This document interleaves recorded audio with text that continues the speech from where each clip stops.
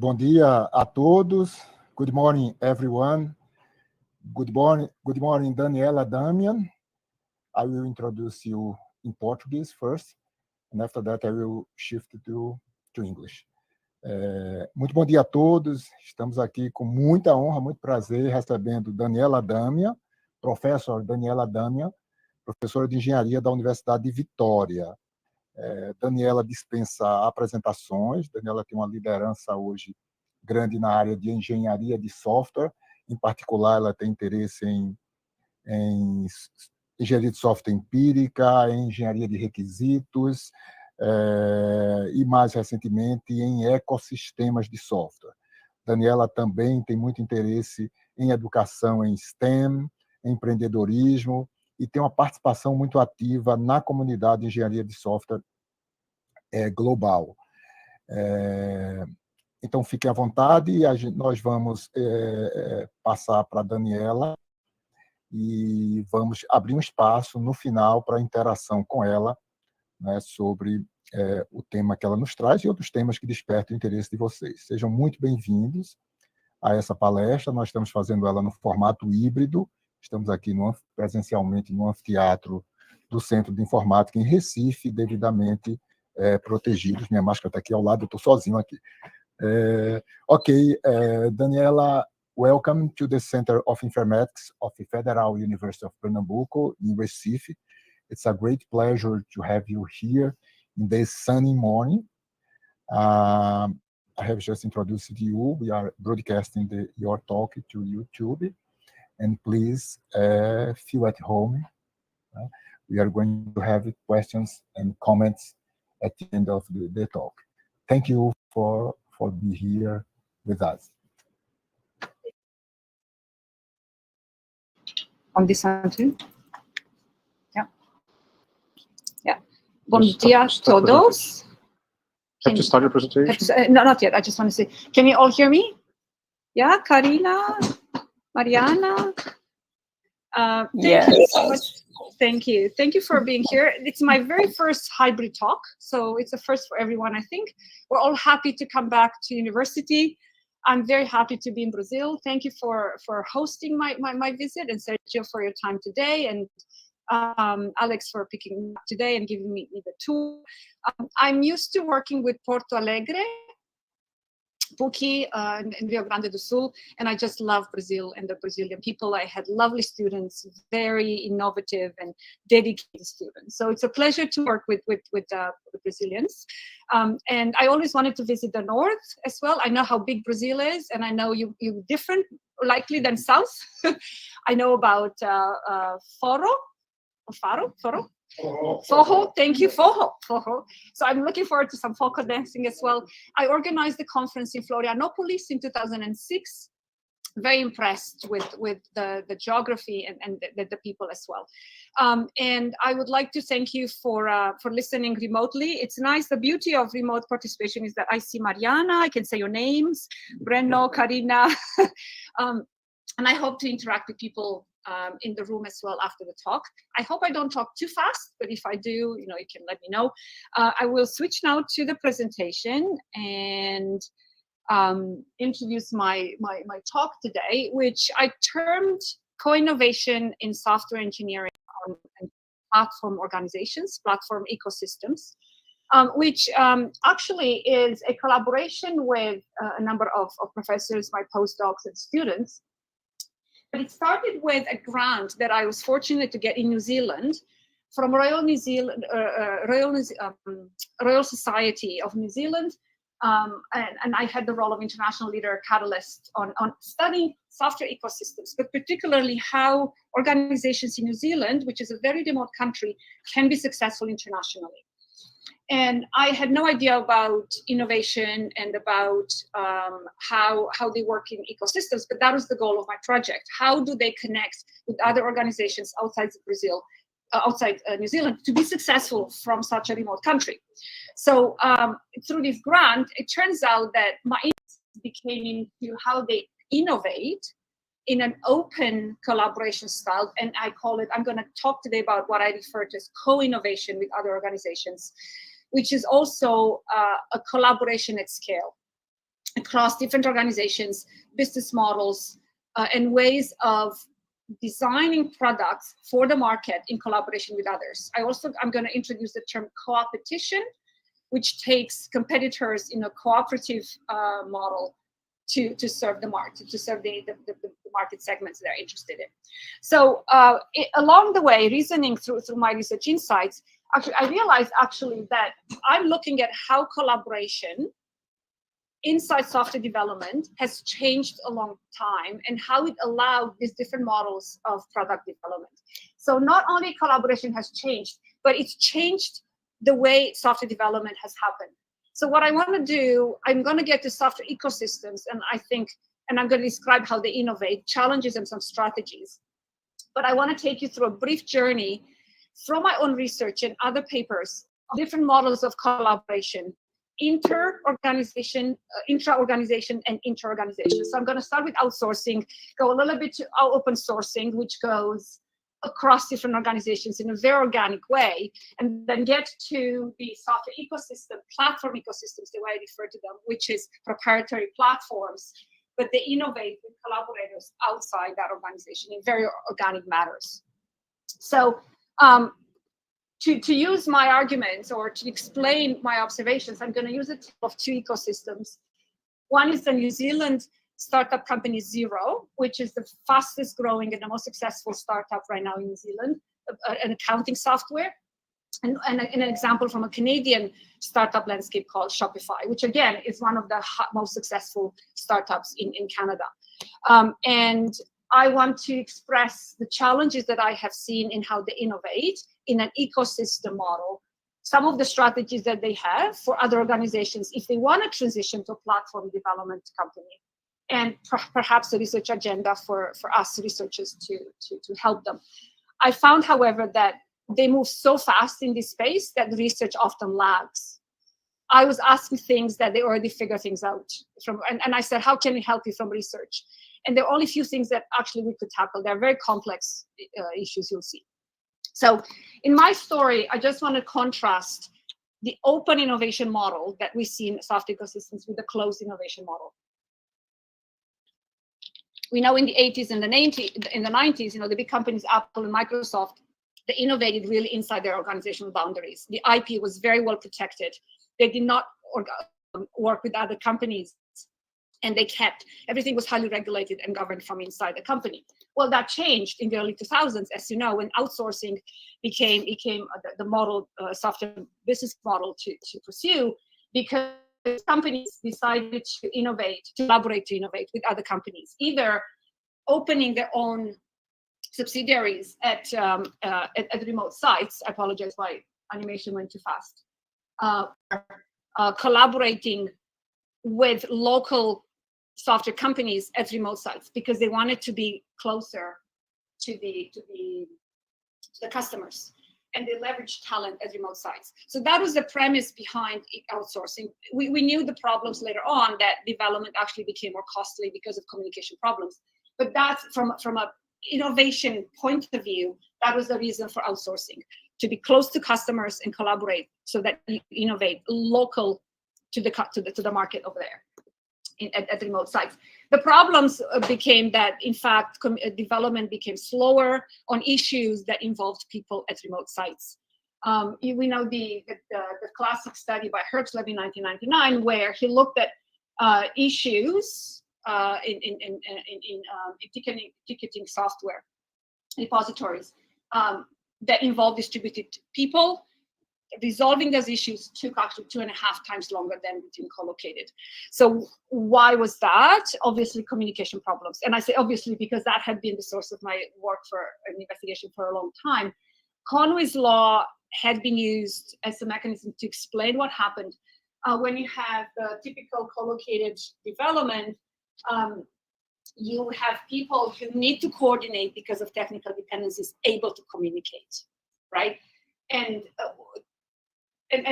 most often you have monolithic architectures. Software can be coordinated with large teams because they're co-located, everybody can communicate at ease. However, Conway's law says that when you have a distribution among people and you have subcommittees, like small distributed teams, communication is also broken down. And that is mirrored into the software design. So according to Conway's law, the software design mirrors the structure of communication between people. In distributed teams, you have to distribute the teams, therefore the communication will be distributed, therefore the design will be much more modular. But you need to establish very good interfaces between these distributed teams to have the adequate communication flow for the software and the quality that's intended. If that's not possible because of cultural, temporal distances, process differences, then there's problems in remote work.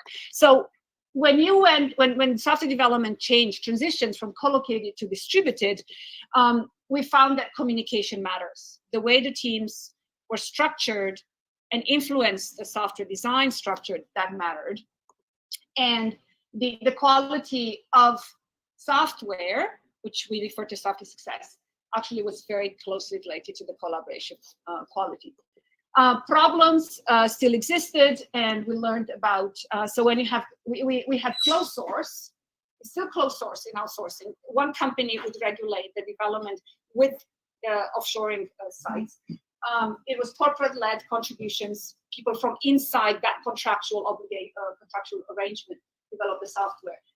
And we had inter-organizational partnerships. So that's what characterized the move to the outsourcing, and yet closed source. We still had problems, and we had to learn about cultural affinity and cultural impacts on how communication and collaboration took place.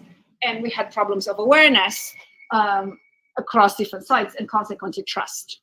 So problems still existed, okay? Now moving on to open source, at about the same time, what's the difference from outsourcing? Well, you innovate through collaboration of highly decentralized groups of developers. There's no governance, corporate governance, as we had in the traditional outsourcing, the way it initiated. We had large contributor base. From a collaboration point of view, there's a lot to say about open source, and I'm not an expert, but from a collaboration point of view, I wanted to bring the attention of some early work that looked at communication patterns. We still have Conway's law observed, where distributed people from different parts of the world were working on actually cohesive modular components in the software without being collocated. And they were being successful. So they didn't have to be collocated. Conway's law would say that the organization structure would dictate the software architecture. Well, I would say this challenged Conway's law, because these people were decentralized, and yet the software was cohesive. And so we had what we termed social technical congruence, despite the difference, the distance, geographical distance of the contributors. And that's because the active contributors in this project actually were the most active communicators, which says again that the communication matters. The way developers communicated wherever they were in the world affected the way they were contributing to the software and the success of their project they contributed to. So when we went from closed to open, what did we have?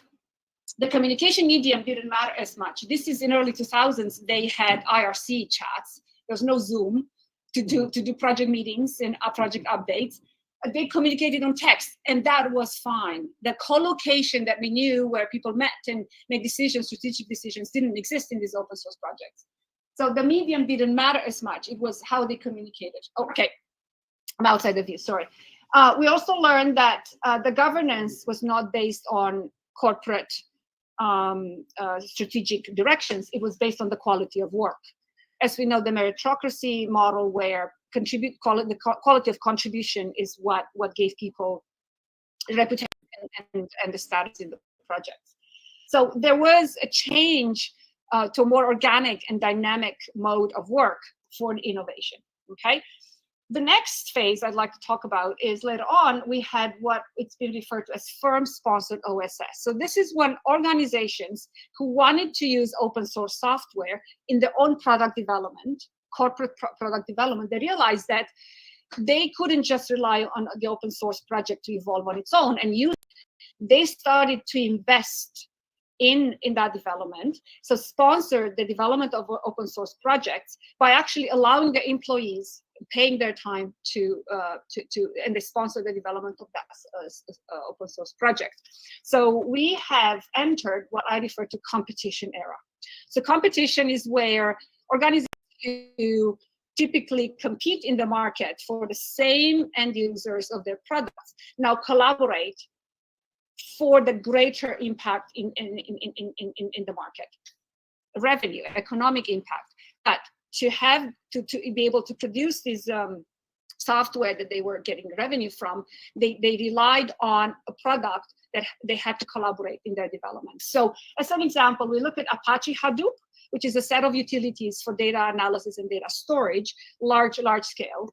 And here, if you see a social network of different firms that contribute to the development of and the evolution of Hadoop, and they an edge between these companies means that developers from all these companies work on the same patch.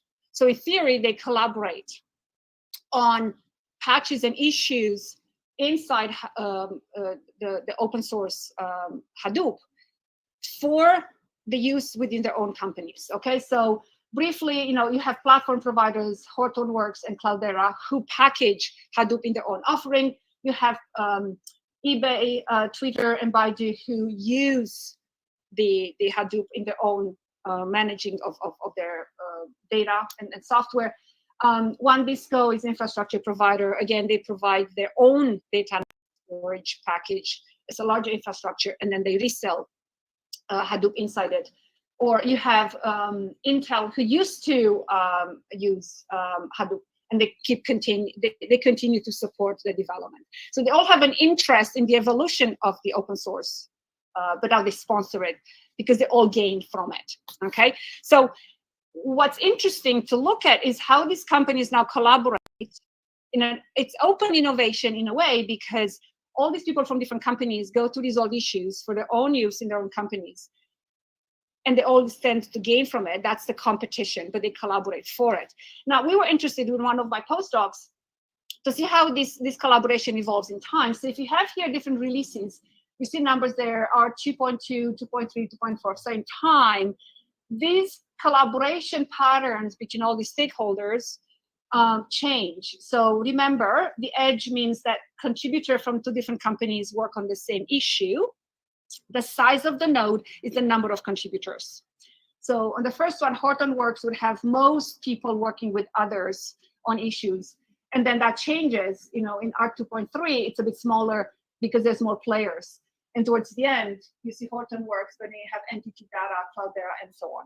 So the question is, are these companies aware of their collaborations and the impact they have in this ecosystem? And Johan Lineker, my postdoc, he wanted to know, he did a bit of a social network analysis. He collected data over, I don't know, a number of years on these releases. On what from the social network analysis could tell us about the influence that these companies have in this ecosystem. Is there one big platform, big player that kind of drives the development on the firm-sponsored OSS, or all of them do? So that's what we call influence. We looked at the issues reported on the open source that everybody could work on, and that were included in a particular release.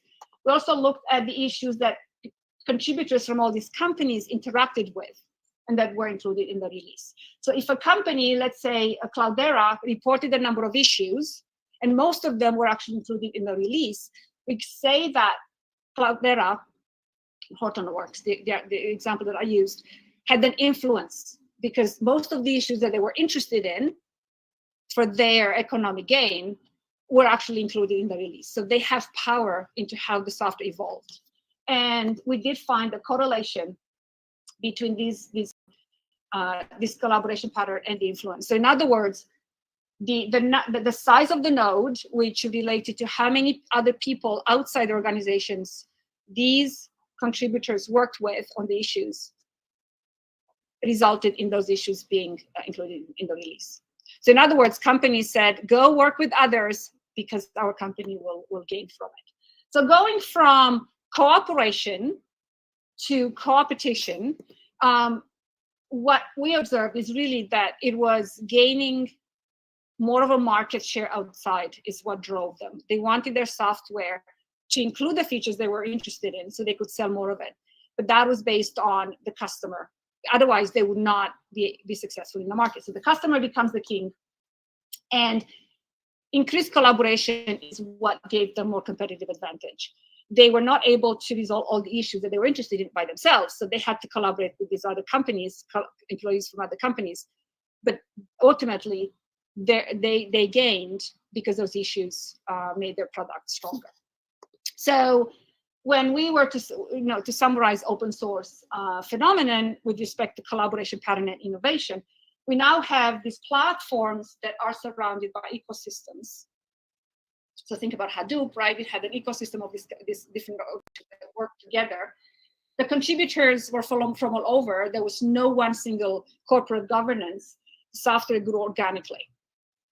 And issues that these companies would struggle with, how could they assess their own position and influence in the economy? So could the company put more employees at work? Could they facilitate better processes? What could they do to increase their influence? These are some of the questions that became important. Ultimately, software quality has also been an issue, because when you interact and you integrate different components from different contributors from other organizations, you have to watch the quality and the testing of the patches that you are working on. So now, the next step, and this is where I wanted to get from the beginning, is the proprietary platform. So I tried to introduce the concept of a platform and the ecosystem around it, going from the closed governing mode of work and outsourcing to the open one, but now platforms that may have been company-sponsored, closed in a way, open, now to proprietary. So where the software is not open source anymore, and yet it is still a platform to have contributors from all over, and everybody would contribute, everybody would gain from it. Okay, so we have still cooperation. As an example of proprietary platform.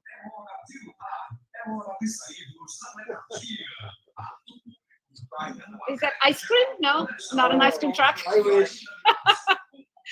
So Xero started as a product development company, accounting software, desktop software, 10 years ago. And they realized that the way to advance, especially globally, had been to become a cloud software developer.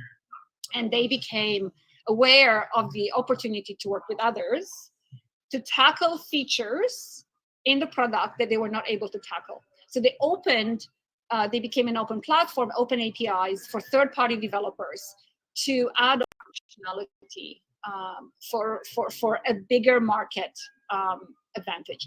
And that's where I started thinking about software engineering issues, because it is a business decision to go from a product development to a platform development organization. What does this mean in terms of product development? And to me, by allowing all these other third-party developers, so if you look at their website, they have an ecosystem page and all like a marketplace.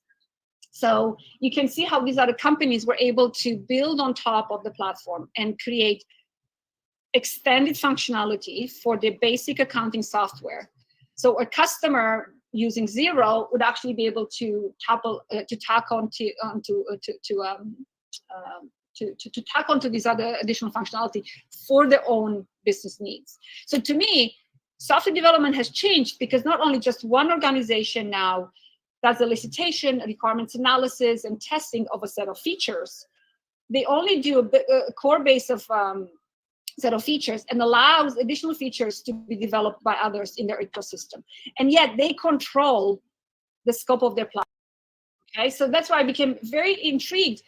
What is innovation, and how, which part innovates? Is it the platform that innovates and that they realize what others can innovate on?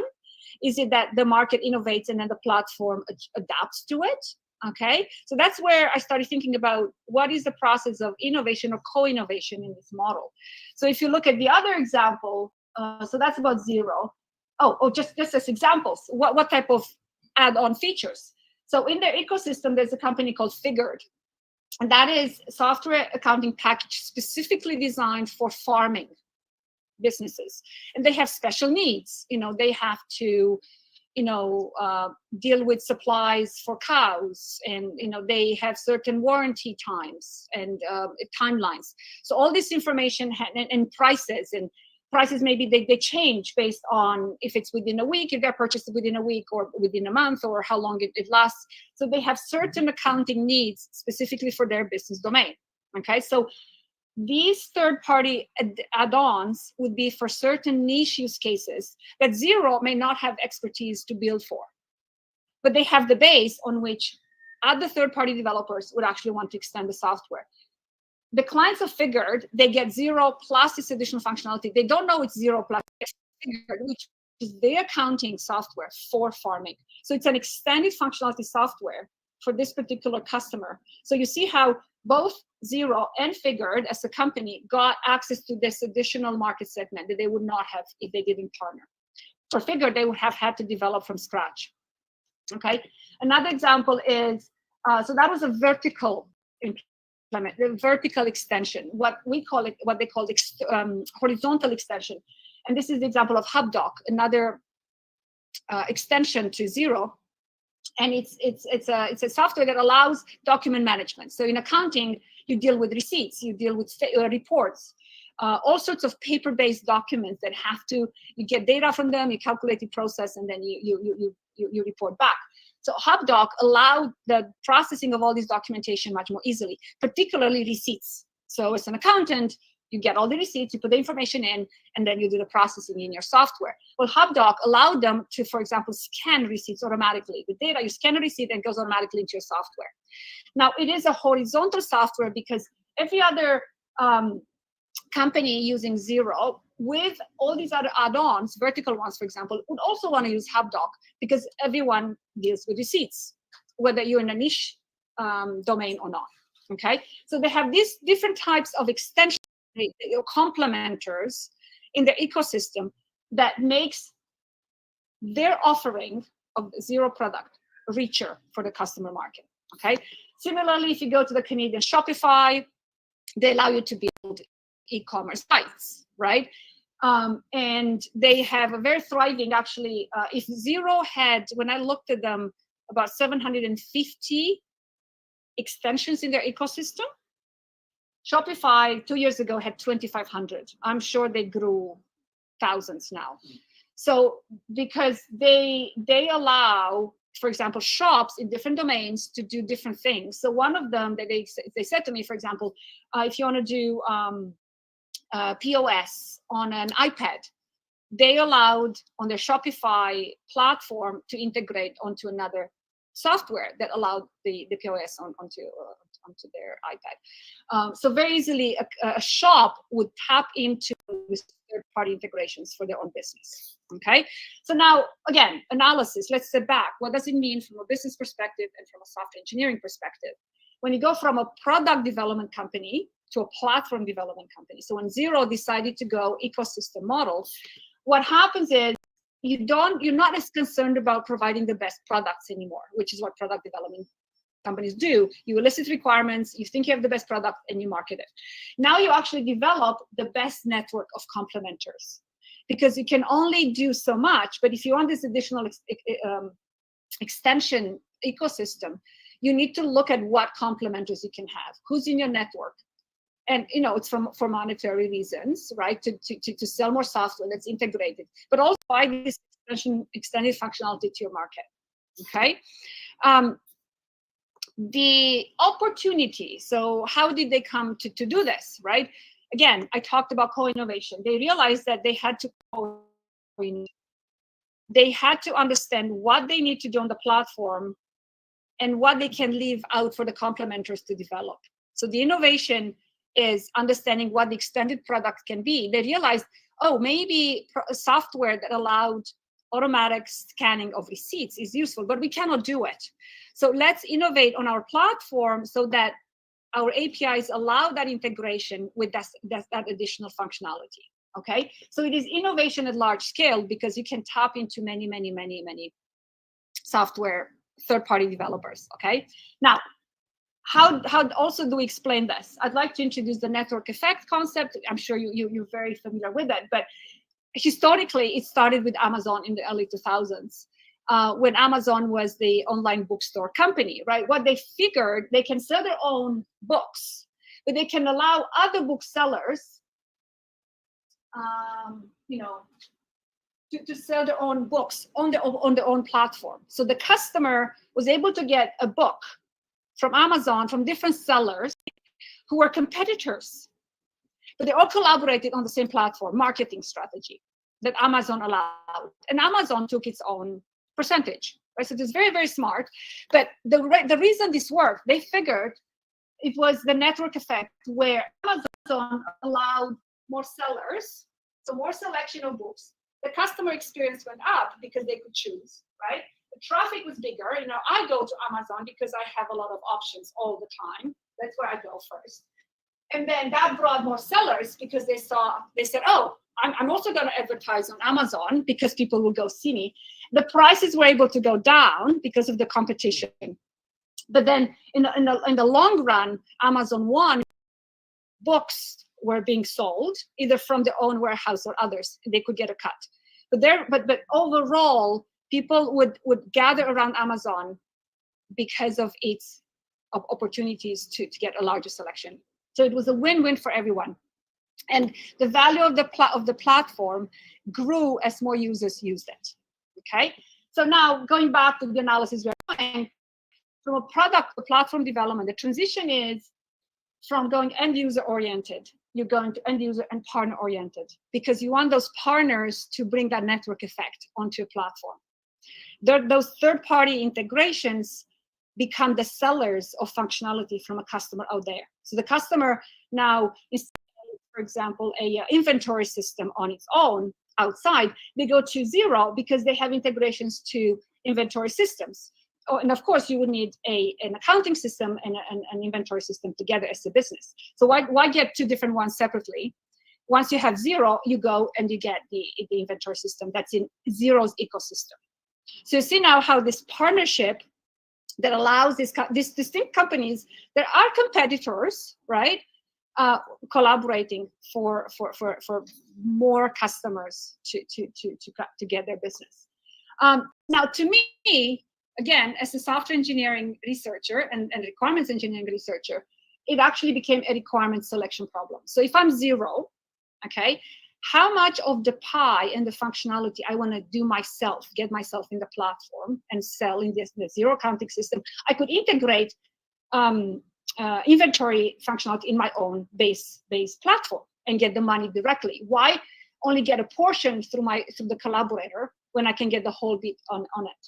So if I manage to understand the requirements from the market, they need an accounting system, they need a way to scan their receipts, they need inventory systems, right? How much do I do myself? How much do I invest in that development? And how much do I leave for the third party? So which requirements do I select myself to implement, okay? So that's what they told us. That's their first challenge in doing this. And some of the strategies is that, first of all, they think about their ecosystem in terms of the 80-20 capability. So the Pareto rule is where the platform organization, where Xero started, they wanted to cover about 80% of use cases out there. Okay, basic generic accounting functionality that all businesses will need, but they wouldn't go into a hairstyle salon special needs, the type of hair color that you need, they would sit on shelves for so long, after which you have to take it all away from your system and go into farming. That was into the 20% of use cases that they would allow others to implement for. Okay, so that's the golden rule, is where do you cut that? Where's that line of the 80-20? So the Xero developer experience general manager, it said to us, it comes to what do we want to be the first mover on, right? Like, what functionality do you want to be known as the platform, as the base of your software? And what are you comfortable letting other people do or own? Okay.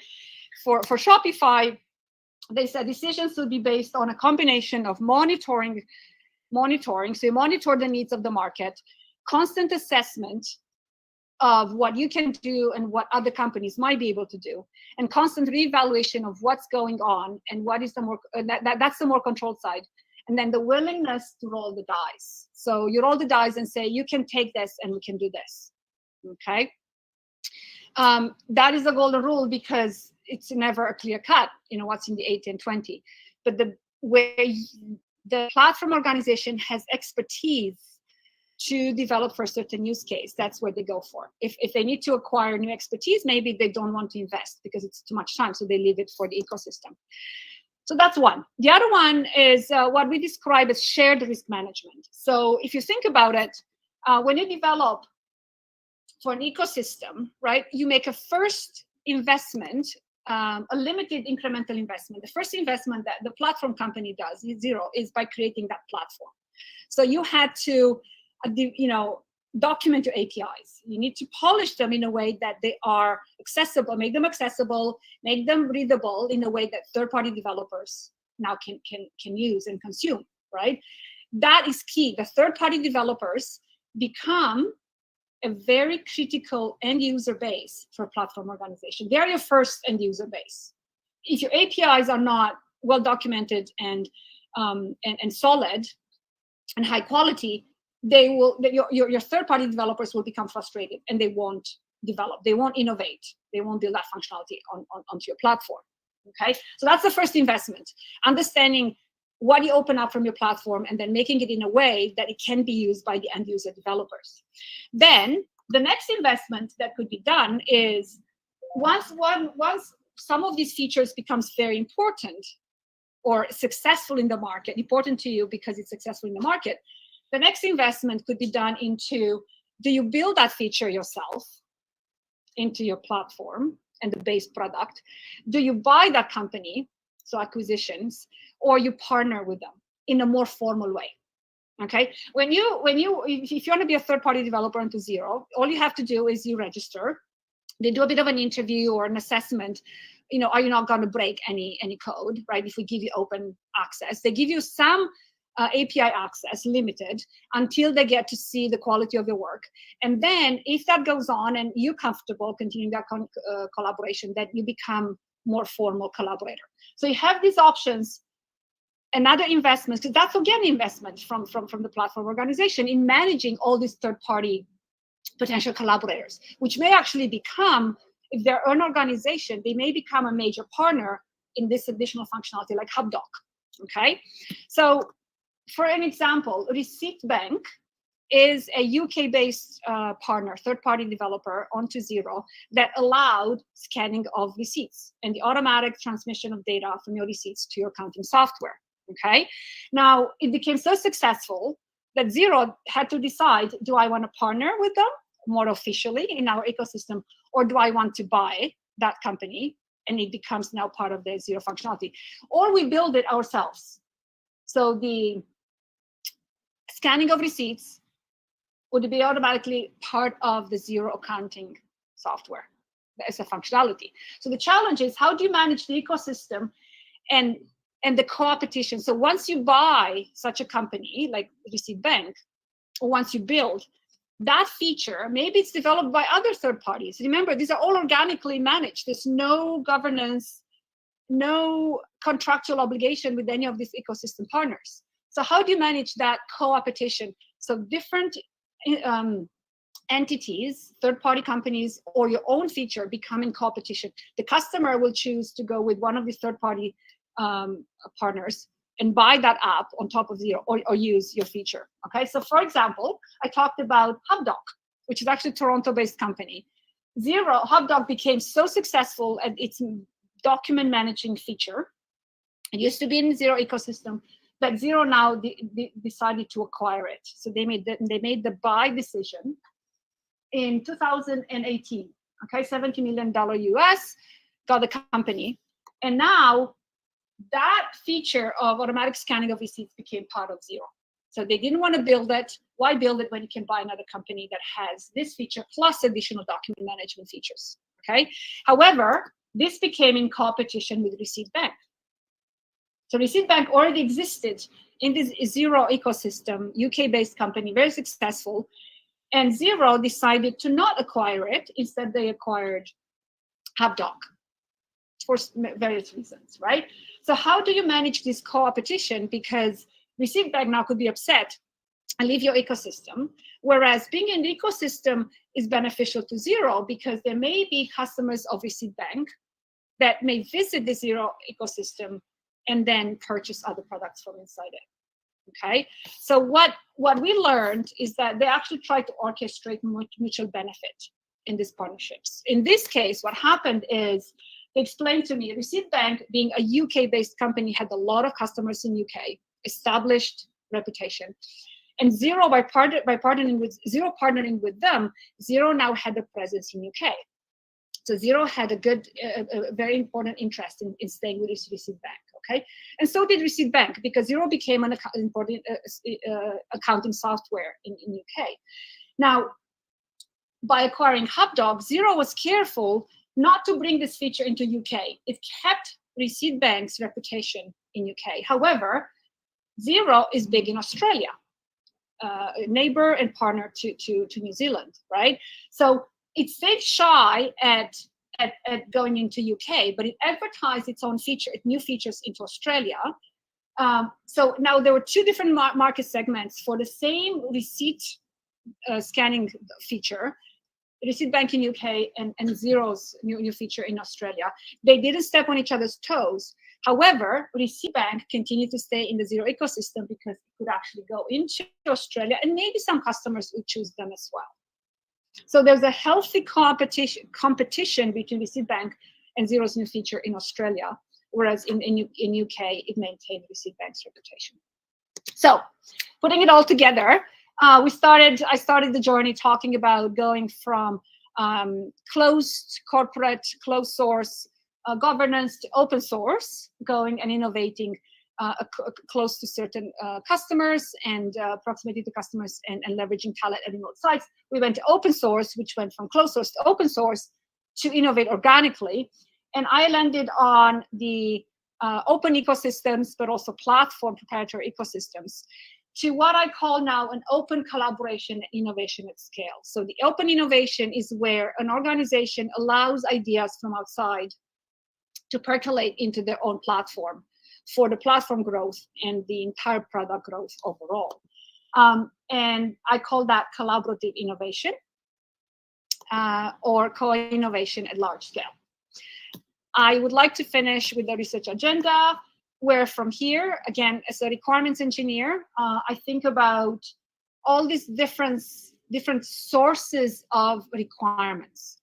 As I said, I term this as a requirement selection problem for the platform organization. How do they know what the requirements are? There's different sources. There is platform end users, like typical accounting software users for the Zero product. Then you have a bundle, the package, using Figure that has its own end users.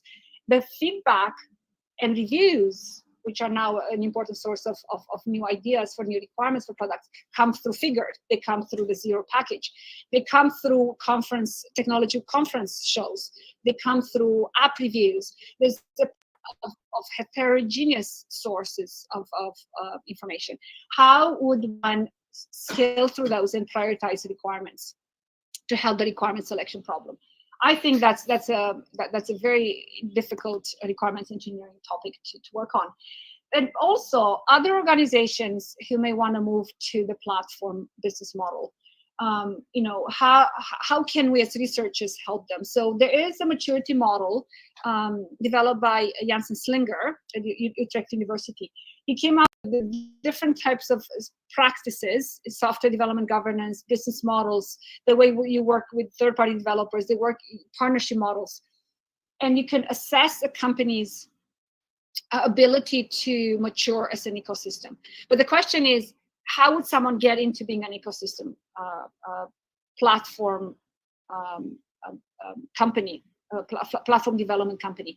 How development, like a startup, becomes very successful? How do they know when they can safely transition to platform development to grow their ecosystem? That I think is an important question. It's more from a business perspective, not software engineering. But I think software engineering aspects come in because if you have a good way to reason through your requirements from the ecosystem, then you can allow others to come as third-party developers on your platform.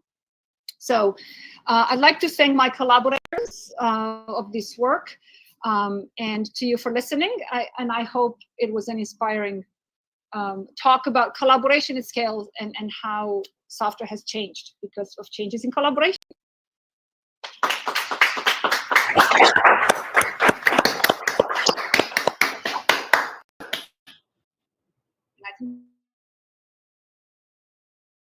Daniela, I think it's maybe a new and challenging step on software engineer, those software ecosystem, and for innovation and business in general. Thanks very much. Well, we have some time now for questions and conversation with Daniela there. So please. I have a question. I turn my microphone here, so people at home will listen. I was wondering when you talk about companies being acquired, for instance, by other companies, that is this. Other companies might be afraid that the product will be took off the platform, for instance. So is there any kind of like formal regulation, or is like the cooperation way of doing it that I trust that company or that product will remain there? How can you talk a little bit about it?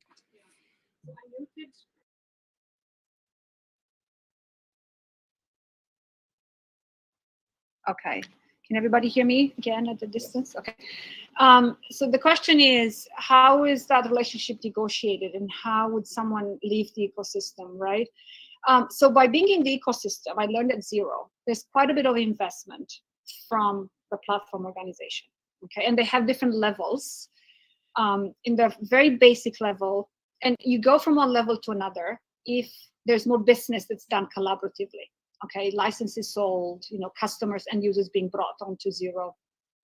And every level comes with level of support for the API documentation, for marketing, right? So shared efforts to go to market. And what I think that the way to be booted out of the ecosystem is by cutting off all this investment in resources, right? So it's not just putting you out of the website. That's easiest, but the marketing is not done together. They have massive conference developer conferences where they talk about these features and the roadmap that they have with different partners. So once you're out of their partnership program, they don't talk about you anymore. Yeah. But I think a lot goes into private conversations before that happens. There's nothing comes to surprise. They said, so even when they acquired HubDoc, they had extensive talks with UC Bank, making sure that they are fine with that. Yeah, there's a lot of business management. Yeah.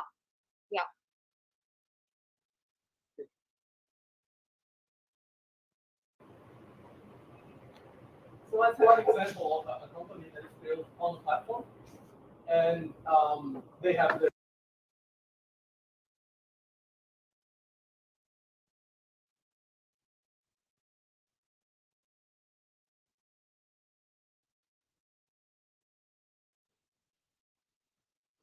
Very good. I just had to.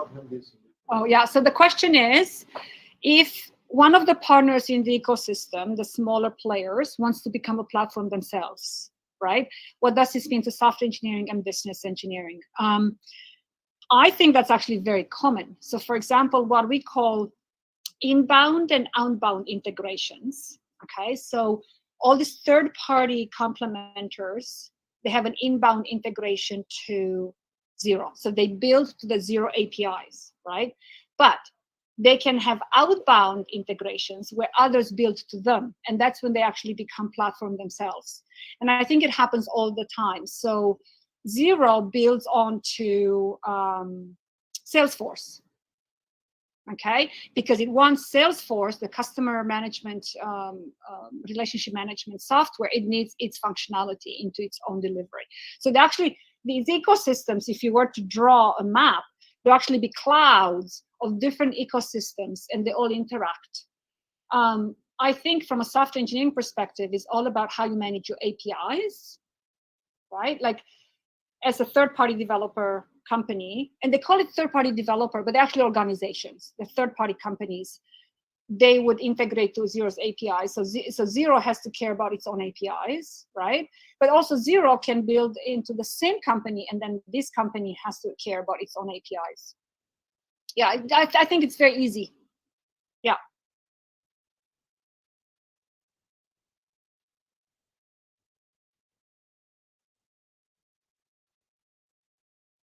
I have one from YouTube. I don't know if you... Yeah, in the chat. Yeah. Oh, you can have the link. Nowadays, Amazon.com Okay. is a retailer, a marketing platform.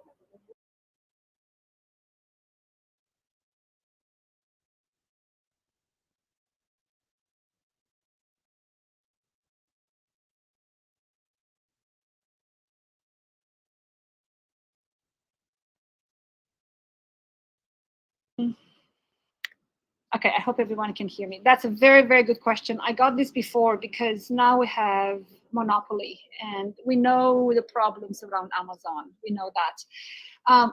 I don't know if anyone can compete with that. I don't know. I'd like to call it co-opetition, and that's where innovation really, really troubled me, because I asked these companies, I said, what is innovation to you? I thought that through innovation, you become so successful that you become as big as Amazon, right? And there was an inventory company in Xero's ecosystem. They said, innovation to us is if you solve a customer problem. So I think that as small of a company, as long as you solve a customer problem, then you're on the path to success, and revenue depends what success means and what competition means. I don't think that anybody can compete with big giants like Amazon or Google or Facebook, right? The big platforms. But I think to attach yourself onto such platforms and you innovate to customers, then you can grow. And you may not want to be as big as them, but you innovate such that you have an impact on the market. So I don't know if that is satisfactory to you, but to me, I don't think that being as big as Amazon or competing with Amazon is the goal. The goal should be to innovate and have impact in the market. And I think I'm turning the attention from competition to co-opetition. If you can, in Romanian, I'm Romanian, we have this saying that if you cannot defeat the enemy, you make friends with the enemy. And if it's for the market success, right, then maybe that satisfies your own company's interests. But getting as big as Amazon, I think it's not in our lifetime, if you ask me. Thank you, Daniela. I have a question here, and after that I will translate the other one.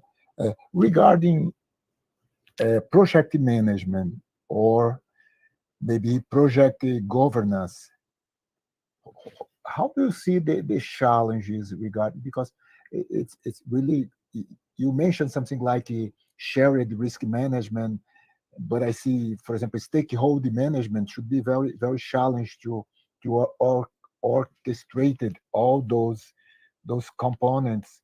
Could you comment on project management of in a software ecosystem environment regarding the owner of the platform with all the stakeholders? Is there any challenge regarding the update, for example, of new versions of the platform and of the components? I'm going to open now. Yeah, so what does risk management really mean in this space, right? When I mentioned from a requirements development perspective, and I'm going to get to project management. From a requirements management perspective, the risk management, the risk on going to the market, going to the market is shared, because you open up your APIs, you allow other companies to innovate, and they may fail. Okay, your initial risk that you took was through invest in the opening the APIs. And it's not as big as if you develop this feature by yourself. So it's less. And if you fail, you fail. You fail several times until one of these companies actually will make it big. And then you acquire or you develop that feature and you win. Okay? So the risk is shared between you as the bigger platform company and these many, many, many third-party developers. Okay? From a project perspective, from a project management perspective, the stakeholders. So as I said, I think when a platform organization, the biggest stakeholder is not the end user anymore, or those the paying clients, it's your third-party developers. So how do you manage them? What we observed when Xero decided to become a platform development company, they created an ecosystem department. They came up with an ecosystem general manager. They had 100 people only working with ecosystem model in mind. They said, we're going to have a partnership program. We're going to talk about how do we design the APIs so that we open them? How do we document them? How do we support developers with questions? So they had developer evangelists. They created, which is a new role in the soft ecosystem literature or the practice, that literally a helpline for these third-party developers if they have questions about APIs, which is great investment, right? So this is how you manage your stakeholder. Then when some of these third-party developers, and it could be one person, like any one of you can sign up and develop, have an idea of an integration to Xero, but it could be a company. Whenever they actually become very serious, right? That's when these developer evangelists spend more time with them. Okay, so that's the project management, stakeholder management perspective. But also when Xero has these developer conferences once a year, massive, like 3,000 people. You have people from Xero, strategists from the ecosystem people, ecosystem department, and then you have these third-party developers. They all attend. Xero discusses its roadmap for the next 3 years. And that's a way to signal to these third-party developers. They said, this is the base functionality that we're going to have that you can build on top. Okay, and Shopify said the same. They're not giving them ideas on what to develop on. They may have their own ideas. For example, Shopify has been thinking about virtual reality for many years now, and it's going to be happening soon. But at these developer conferences, they talk about the roadmap and what functionality they build onto the platform so that AR companies are now able to build onto it and create that extended functionality. So this roadmap that's now being shared becomes kind of a contract, if you wish, that's possible. They also have strategic partnerships. And these meetings with strategic partnerships happen behind closed doors. And they discuss, maybe the partner also shares their roadmap. So it's a bit even tighter integration, how they manage their stakeholders. Is that answering your question? So there's a lot of business relationship management on top of the soft engineering. But exciting to me was, how do you identify the requirements that you want to be implemented in the future through this collaboration? That to me is the key. Like, if you don't have that vision as a platform organization, how would the third-party developers be able to build onto it? So you have a vision and you want to make it possible through your roadmap, but in a way that allows as many possibilities as possible. Because if you just say you can do this, you close doors, right? You lock it. But you have to do it in a way that leaves open up. That's what open innovation is. The sky is the limit. But I think the first step of innovation is on having that vision on the platform. And that to me was the fascinating part here. Yep. There is one question from Amanda about the maturity models that you mentioned, if they are available in the literature, and if you can share later the reference.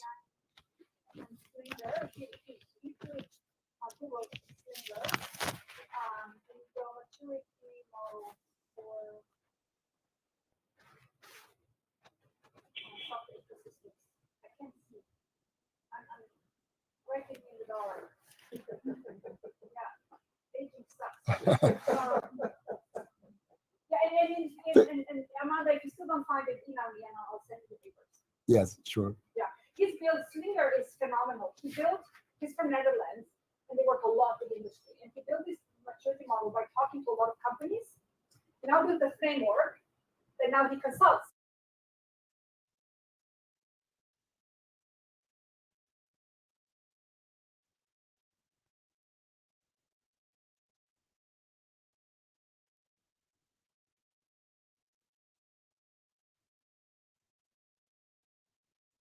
There is another question from Francisco Romildo Silva from YouTube. I copy here. Software development, open software development is also means that you open from some money. You don't earn everything. I understood in this way from the openness from the people. How do you deal with that question, Daniela? That it seems that he mentioned that you open from maybe the revenue, all the revenue is yours to share your revenue. Is that what I understood from his question? Yeah, I'm not sure. Who's this? Francisco. I'm not sure. That's more like philanthropy. I'm not sure it has to do with innovation. Do you see a relationship to innovation?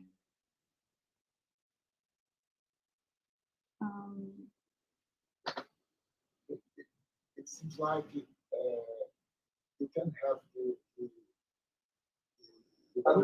all of yours in a single model, monolithic model. Yeah. If it's an open model, you have to share the results, financial results, money, among the players. But then is that open source though? Might not be open source. I don't know. So I'm not sure. Sorry, Francisco. I don't want to bluff.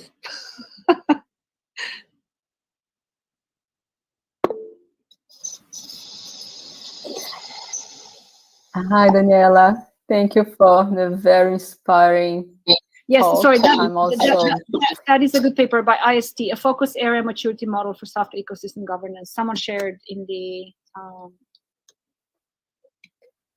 Daniela, yeah, I shared. I wanted to ask you something. Can you hear me?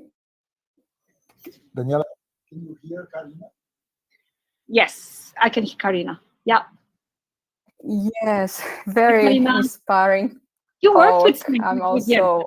I cannot. Exactly. No, I cannot hear very you. I'm not live. Okay. No. This is just my microphone. Yeah. Okay. Try again, Yes. Karina. Yes. Yeah. Okay. So thank you for the very inspiring talk. I'm also working the topic. For me, it's very fascinating, all these issues. And I agree with you, in terms of innovation, collaboration, for us researchers is amazing. Lately, what I've been observing, especially in proprietary ecosystems, is this issue of strong dominance. As Fabrício mentioned, the case of Amazon, it's impossible to compete. Even the third-party players in Amazon, they cannot have sufficient profit because Amazon has all the data, all the infrastructure. So it's very unbalanced partnership from the perspective of the platform owners. So I wonder if it's necessary some regulation or ethical issues that should be taken into account, because just leaving for the market to self-regulate and the partners negotiate, it seems that's not sufficient. So what's your opinion about the big platforms and the engagement of collaborations in this context? Yeah. Can you hear me, Karina? Am I on? Can you hear me? Yes. Okay, good. Thank you. Yes, absolutely. Yeah. Absolutely. But as you know, Karina, this is a very complicated relationship between software and business relationships, right? And I totally agree that regulation has to happen. The same is in the case of Facebook. and how they own WhatsApp and Instagram and the others, and they'll regulate. They have more and more share of the market with respect to the users and the data that is being used in unethical ways. I just don't know. I wish I had more business background to think about how that could be done. I think it's just beyond software engineering and beyond one state. It has to be a regulation. Like, in Europe, we have now GDPR, right? Which is supposed to regulate the data usage and bite into these companies' practices. But I don't know. I think it's beyond my head. I'm more interested in the software engineering perspective, and perhaps the question is how could through software engineering practices the regulation be brought on, right? I wonder. But I think it's just too big. I think we've gone too far to allow these companies to have this monopoly. Yeah, absolutely. Yeah, so I don't answer. Thank you. Maybe Jensen he has a bit more business background. Look into that.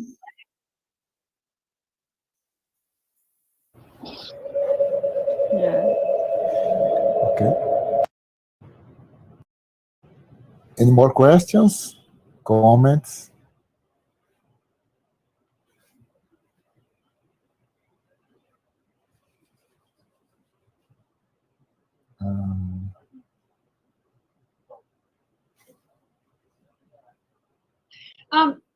Perhaps we can make. Can I? I keep it mute to speak. Okay. Can I bring your attention to a totally different project of mine? But I'd like you to think and talk to me about it. I had been very fortunate to be given a role of special advisor to the dean on inclusive STEM and community engaged innovation. And I lead a program that I designed called Inspire STEM for Social Impact, which aims to broaden participation of underrepresented talent. We started with a gender-based underrepresented population.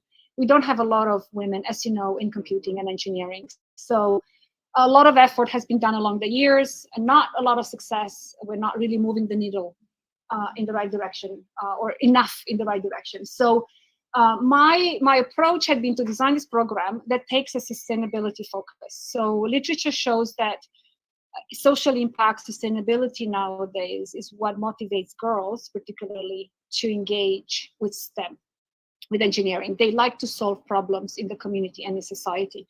So my program tries to promote and create sustainable futures through projects, experiential learning projects for undergraduate students and high school students. And along the way, they learn STEM.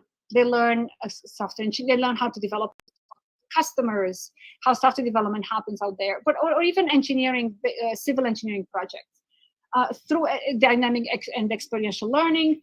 And we want to engage locally, but also globally, internationally. And we also work with remote indigenous communities who don't have access to STEM education or to these projects. So we want to foster respect and reconciliation through those engagements. So we have right now a number of initiatives, and we have Apprentice Garage Project, which takes this summer in Canada. We have a 4-month work integrated learning opportunity for projects, teams of 4. Team up with a community partner. I'm going to show you what projects we have, and they work with mentorship from industry to solve these problems. And if you look here, the projects for example, we have a very nice lake in the nature, a park in town. But with COVID, people went outside and they did a lot of walks, and the nature is getting destroyed. So they wanted an automated way to track visitors without having a gate, because it's all open. So, privacy regulations in Canada don't allow you to track where you are on your iPhone. So there's a bit of a challenge. How do you track people who enter? They wanted to limit or just guide them on different routes if they need to restore certain areas. So that's what the students will be working on. Another one is Greater Victoria Coalition to End Homelessness. There's a lot of initiatives, food delivery to homelessness, shelter, education opportunities, job opportunities. So they wanted a platform on how all this data and resources can be utilized. But they don't have a phone. So, there's a technological and a social sustainability challenge there. That's another project.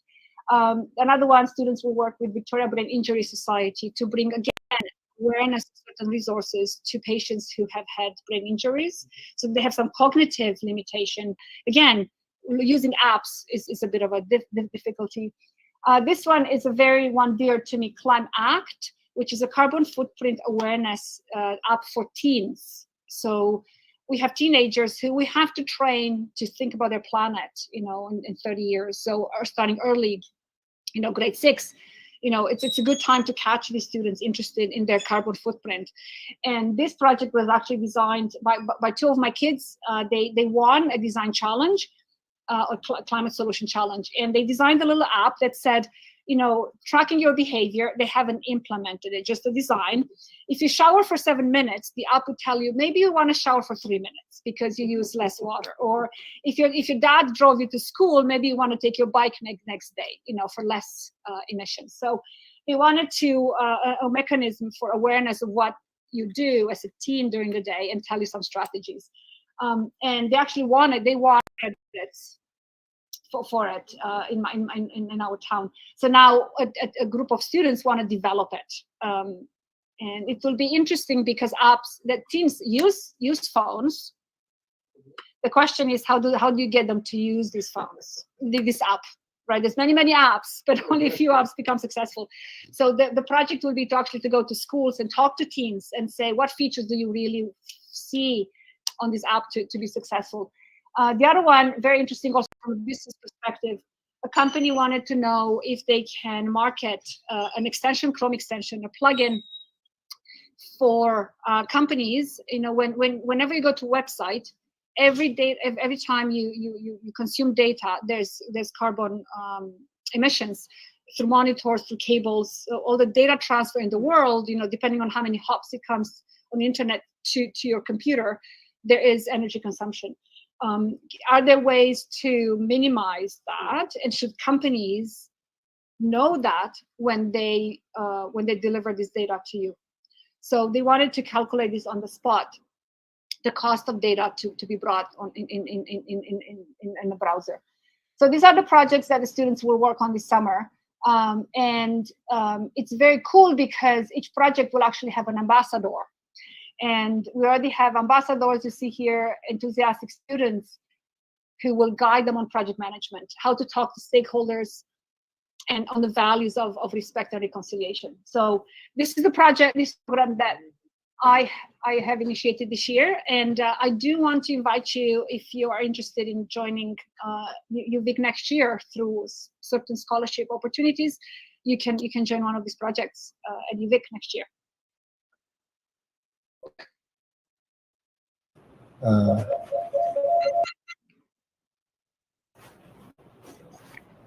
Okay.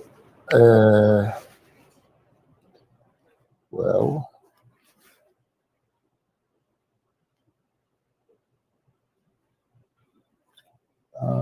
there is one more question, Daniela, from YouTube.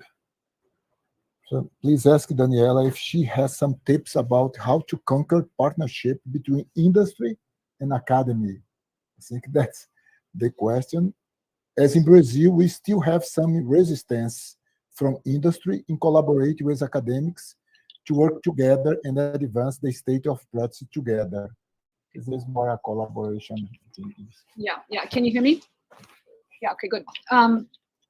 It's a very important question, but difficult to answer because you have to look at their perspective. Companies, revenue-driven, they don't wait 2 years for someone to mature and get their master's program to write the paper and produce results that they can use, right? Their projects are 6 weeks or 6 months long, and they have to deliver. So that's their mode of work is much faster than in academia, right? A student, when you start on a project, you need to learn about the domain, the existing technologies, what technologies are appropriate for a solution, and then implement it and validate it, and then write about it in a way that the company can, or a prototype that the company can leverage in their own development, right? So that's one. The pace of innovation is much faster for companies. I also found that companies are actually, often research lags industry practice. Industry, because they have to figure out solutions right away. They will figure out workarounds and fast prototypes that will do the job. Maybe not perfectly the way we want from a scientific point of view, but they figure out solutions. Like this ecosystem model, when Janssen started studying it, it was already happening, right? Janssen brought so many insights from how these companies worked, when he created the maturity model, but that advancement has already been made in a lot of companies. So we lag from research perspective. So that's another perspective. What I find successful with companies is agree to small deliverables that can be done in a short term and build trust. Most of my industry connections have been long term, because and my deliverables had been like in an agile mode where you deliver with something within 3 months, then 6 months, then a year, and they see that you can deliver, and then they will invest further. That's my advice. And when a professor negotiates a student's access to a company, at the end, the company needs to understand and accept that the student also has to write a thesis. So maybe that's at the end, but first deliver to the company, and then allow the student through funding, maybe some more funding for the research, for the thesis writing to happen. Yeah, and then the last piece of advice is when you have a proposal to a company, speak about the impact in terms of the company's terms, and what will they benefit from the research that you do. If you just say, I want to understand how you build the requirements models, they don't see a benefit right away. But if you say, these requirements models could actually be vehicles for communication within your company, they could be vehicles for testing in your company. So they need to see the benefit to their own company of your research. Most often they don't care that you actually have to write a thesis or submit to a conference. That's not part of their business model. That's what I found. So try to understand and speak in their terms. Thanks very much, Daniela. I think was a very nice talk, very nice questions and comments. Thank you for sharing. And I think we can now come to a close. Thank you again, Daniela. Thank you, everyone.